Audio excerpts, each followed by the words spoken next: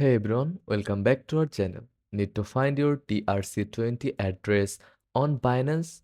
Today I'm going to show you how to find your TRC20 address in Binance. Here's a quick guide to help you. First of all, open your Binance app and log into your account. Now tap on Wallets at the bottom. Then select Spot Wallet. Tap Deposit to get your deposit address. Type TRX in the search bar and select Tron. Make sure to select TRC20 as the network for your TRX deposit.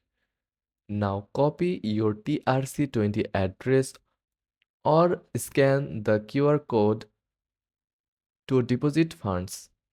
And that's it. You have successfully found your TRC20 address on Binance. If this guide was helpful, don't forget to like and subscribe for more crypto tips. Thanks for watching.